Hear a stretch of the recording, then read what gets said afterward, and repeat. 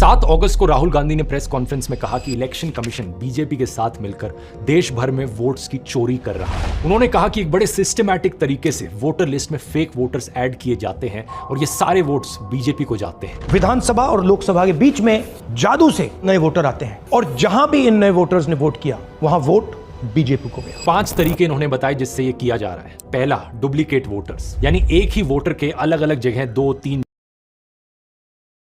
4 votes कर देना। दूसरा, फेक और नॉन एग्जिस्टेंट एड्रेस पर रजिस्टर्ड वोटर्स। तीसरा, एक ही एड्रेस पर रहने वाले ढेर सारे वोटर्स, जैसे कि एक एग्जांपल देखने को मिला जहां एक घर के एक ही कमरे में 70 से 80 वोटर्स रजिस्टर्ड थे। चौथा, ऐसे वोटर्स जिनका प्रॉपर फोटो ही नहीं है। और पांचवा, ऐसे वोटर्स जो 70, 80, 90 साल के हैं लेकिन जिनको फर्स्ट टाइम वोटर के तौर पर रजिस्टर किया जा रहा है। राहुल गांधी ने इस सब को लेकर ढेर सारा एविडेंस प्रेजेंट किया, जैसे कि बैंगलोर सेंट्रल की महादेवापुरा असेंबली सीट पर यहां 1,250 फेक वोटर्स देखे गए। इन्होंने यह तक कहा कि इलेक्शन कमीशन अगर इलेक्ट्रॉनिक वोटर लिस्ट दे दे तो यह साबित कर देंगे कि नरेंद्र मोदी धांधली करके प्रधानमंत्री बने हैं। जब इतना बड़ा एक्सपोजे किया गया और इतने बड़े बड़े आरोप लगे तो पता है इलेक्शन कमीशन ने क्या जवाब दिया? कुछ ही सेकंड्स के अंदर वो ट्वीट करके कहते हैं कि ये एलिगेशंस मिसलीडिंग है। कोई इंक्वायरी नहीं, कोई चेकिंग नहीं, किसी एग्जैक्ट पॉइंट का कोई काउंटर जवाब नहीं, बस मिसलीडिंग घोषित कर दिया। और ऊपर से यह कहा इलेक्शन कमीशन ने कि अगर जांच करवानी है, जांच तभी होगी जब राहुल गांधी एफिडेविट पर साइन करके ओथ लेंगे कि यह सारा डेटा सही है। बताओ जरा। लेकिन कुछ मीडिया हाउसेस ने अपनी इन्वेस्टिगेशंस करी। इंडिया टुडे ने अपनी इन्वेस्टिगेशन करी जिसमें राहुल गांधी का महादेवापुर में मुन्नी रेड्डी गार्डन के हाउस नंबर 35 पर 80 वोटर्स का रजिस्टर होने का दावा